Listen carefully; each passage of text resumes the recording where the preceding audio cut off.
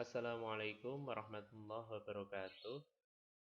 Bertemu dengan saya dalam perkuliahan virtual metodologi studi fikih pada sesi pertemuan pertama.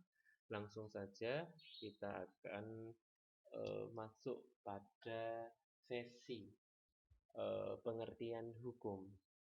Hukum adalah peraturan yang dibuat untuk mengatur pola hidup manusia dan ada sanksi bila melanggarnya. Secara etimologi, hukum berakar pada kata al-hukmu yang berarti menolak kezaliman atau penganiayaan. Dalam memahami perbedaan dan definisi operasional tentang wahyu Tuhan atau divine law, teks dan ijtihad akal manusia dan aspek usul dan furu dalam sejarah madhab fikih, maka perlu diketahui tentang satu, pengertian sejarah hukum Tuhan atau divine law. Yang kedua, pengertian sejarah hukum alam atau natural law. Yang ketiga, pengertian sejarah hukum adat atau chtonic law. Dan yang terakhir, yang keempat, pengertian sejarah hukum atau fikih. Yang pertama, pengertian sejarah hukum Tuhan atau divine law. Hukum Tuhan diartikan sebagai hukum yang dibuat dan ditetapkan oleh Sang Pencipta alam semesta, yakni Allah Subhanahu wa taala untuk hambanya atau manusia agar kehidupan mereka sesuai dengan aturan yang telah ditetapkan dan ditentukan oleh Allah Subhanahu wa taala.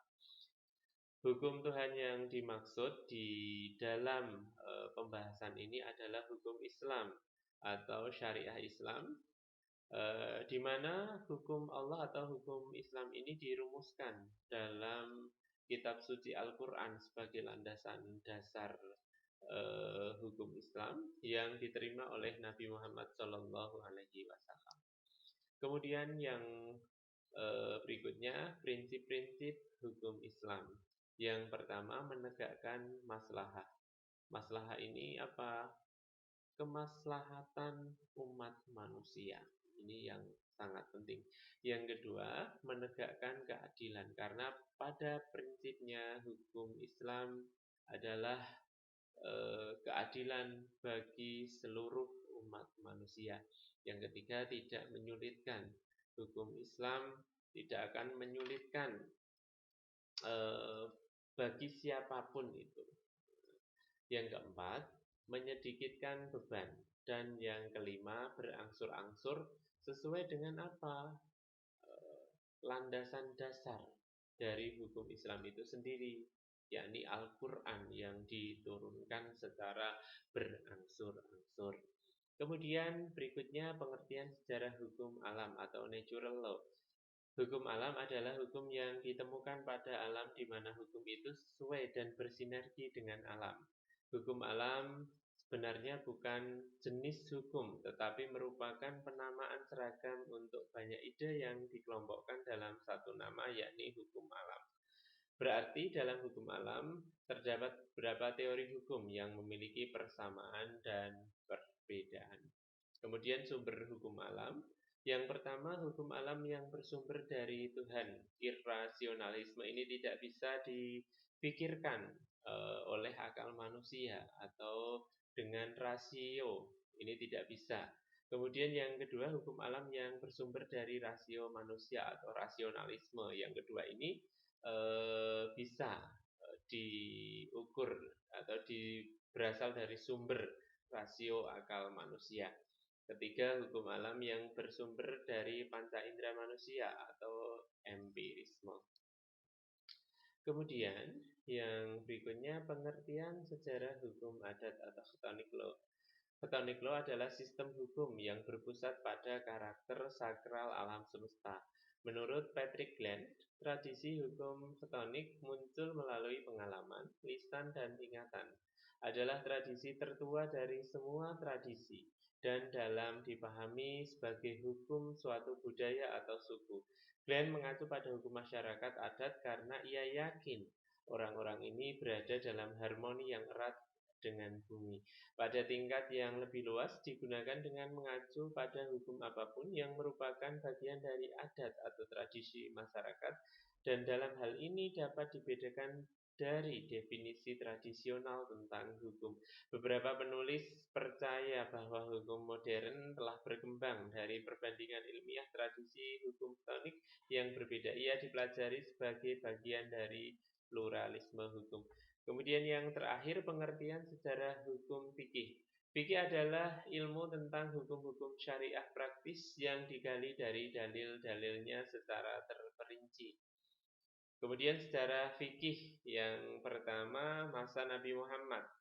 Masa Nabi Muhammad Shallallahu Alaihi Wasallam ini adalah periode risalah, karena masa ini Nabi Muhammad baru mendakwahkan agama Islam. Pada periode ini, permasalahan fikih diserahkan sepenuhnya kepada Nabi Muhammad.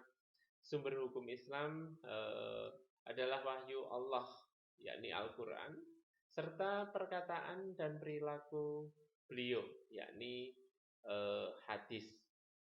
Periode risalah ini dapat dibagi menjadi dua bagian, yakni periode Makkah dan periode Madinah.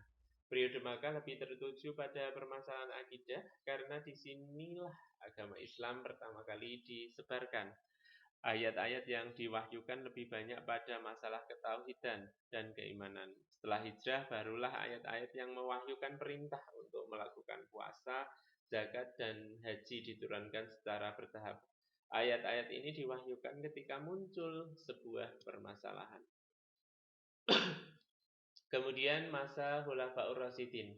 Masa ini mulai sejak wafatnya Nabi Muhammad Shallallahu Alaihi Wasallam sampai masa berdirinya dinasti Umayyah di tangan Muawiyah bin Abi Sufyan. Sumber fikih pada periode ini didasari pada Al-Quran dan Sunnah, dan juga ijtihad para sahabat Nabi yang masih hidup. Ijtihad dilakukan pada saat sebuah masalah tidak bisa ditemukan, baik itu di Al-Quran maupun As-Sunnah. Permasalahan yang muncul semakin kompleks setelah banyaknya ragam budaya dan etnis yang masuk ke dalam agama Islam. Kemudian yang terakhir, masa awal pertumbuhan fikih. Masa ini berlangsung sejak berkuasanya Muawiyah bin Abi Sufyan sampai sekitar abad yang kedua Hijriah. Rujukan dalam menghadapi suatu permasalahan masih tetap sama, yakni Al-Quran, As-Sunnah, dan Ijtihad. Namun proses musyawarah para fuqaha atau faqih menghasilkan sering kali terkendala disebabkan oleh tersebar luasnya para ulama di wilayah-wilayah yang direbut oleh kekhalifahan Islam.